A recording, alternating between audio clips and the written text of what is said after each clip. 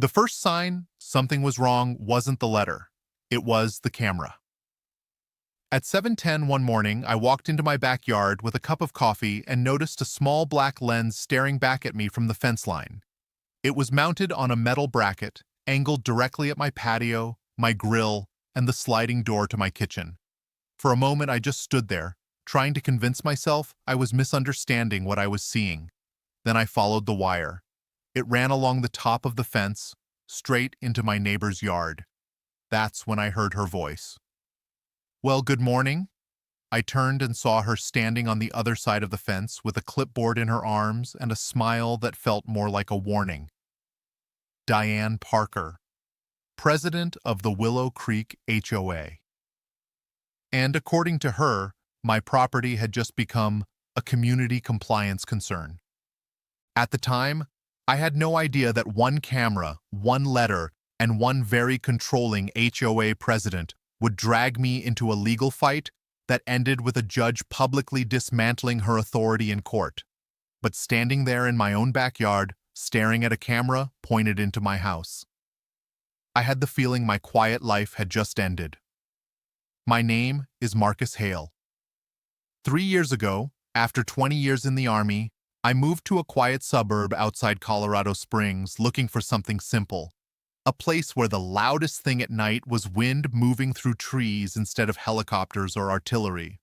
The house I bought wasn't fancy, but it had something I cared about more than anything else: a big backyard. After years of living on bases and deployments, having open space felt like freedom. I built a small workshop, planted a vegetable garden, and installed a tall wooden privacy fence. For the first year, everything was peaceful. Then Diane Parker moved in next door. You could tell immediately she was the type of person who believed rules were meant for everyone except herself. She was in her mid-50s, always dressed like she was on her way to a board meeting, and carried a folder of HOA documents everywhere like it was a badge. The first time she spoke to me, she leaned over the fence and said, "You know the HOA has standards for outdoor structures." I looked up from the workbench I was building. "This fence was here before I bought the house." "Yes," she said with a tight smile, "but your workshop wasn't. It's under the size limit." "That may be," she said slowly, "but aesthetics matter to the community." That word again. Community. I had lived in actual war zones with better neighbor relations than some HOAs. Still, I tried to keep things friendly. For a while. The first letter came 2 weeks later. HOA notice of non-compliance. According to Diane, my workshop roof was visible from the street and therefore visually disruptive to neighborhood harmony. The second letter said my vegetable garden beds were too industrial in appearance. The third said my fence color was not within preferred palette guidelines. By the fourth letter, I realized something important. This wasn't about the rules. This was about control. And Diane Parker believed she had it. The cameras proved it. That morning, after spotting it on the fence, I called over to her. "You installed a camera facing my yard. It's for HOA monitoring. That's my property. It's attached to the shared fence line. That still points it into my house." She flipped open her clipboard. "We've received complaints about unauthorized property modifications." "What complaints?" She didn't answer. Instead, she said something that made my stomach tighten. "We need documentation." Documentation of my backyard from her camera. That was when I realized something had crossed a line. I spent that afternoon reading through every HOA document I could find. The bylaws, the property covenants, the municipal regulations. And one thing became very clear. Diane had authority over shared spaces. She had zero authority over private property surveillance. The camera wasn't just invasive, it was illegal. So I called a lawyer. Her name was Sarah Delgado, a property attorney in downtown Colorado Springs. The moment she saw the photos of the camera mounted over my fence, she leaned back in her chair and said something that made me smile for the first time all week. "Oh, she really shouldn't have done that." "Why?" Because HOA power stops at property boundaries. I showed her the violation letters. She flipped through them and shook her head. She's not enforcing rules, Sarah said. She's trying to intimidate you. That word stuck with me. Intimidate. Because the more I thought about it, the more it made sense. Diane had assumed something. She assumed a single homeowner would fold under pressure from an HOA president. She assumed I'd remove the workshop, the garden, maybe even the fence. But she didn't know something about me. After 20 years in the military, intimidation wasn't exactly new territory. The first legal letter Sarah sent was simple. Remove the camera immediately. Cease all surveillance. Withdraw the violation notices. Or face legal action. Diane responded the way people like her always do. She doubled down. Instead of removing the camera, she installed another one. I noticed it 2 days later. This one was mounted higher, on a pole just inside her yard. It pointed directly at my workshop door, and that was the moment the situation stopped being annoying and started feeling dangerous. Because cameras change behavior.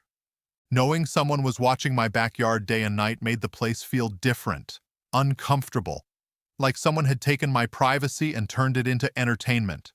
Sarah didn't hesitate. "All right," she said, "we're filing." The lawsuit moved faster than I expected. Apparently, judges don't love HOA presidents installing surveillance cameras pointed into private homes. During the investigation, things got worse for Diane. Much worse. Because when the court requested HOA communications, they discovered something interesting. Emails. Lots of them. In one message to the board, Diane had written, "If we pressure him enough, he'll remove the structures voluntarily." Another said, "Surveillance will help document violations." Surveillance. Of a private backyard, without consent. Sarah printed the emails and slid them across the table to me. "This," she said, "is exactly what we needed." The court hearing took place on a rainy Thursday morning. Diane arrived with 2 HOA board members and an attorney who looked very tired. I almost felt bad for him. Almost. The judge began by asking a simple question. "Did you install surveillance equipment directed at the plaintiff's property?" Diane tried to frame it as community enforcement, but the photos didn't lie. The camera angles didn't lie.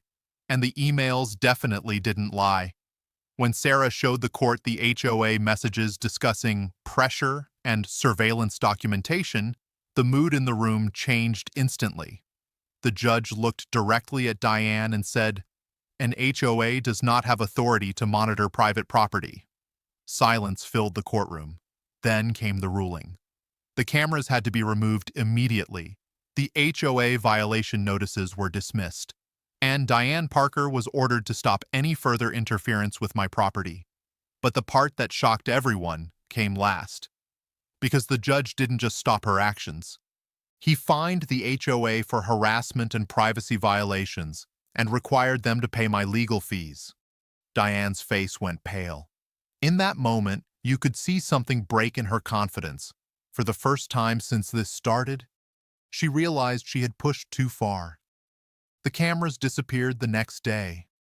The letters stopped, and Diane Parker avoided eye contact every time she stepped outside. My backyard finally felt quiet again. But sometimes, when I'm working in the garden or fixing something in the workshop, I still think about that morning, standing in my own yard, realizing someone believed they had the right to watch my life through a camera lens. Diane thought HOA authority meant control. What she learned instead was that property rights still matter. And sometimes the only place that lesson gets delivered is a courtroom. How did you like the story? Subscribe to my YouTube channel.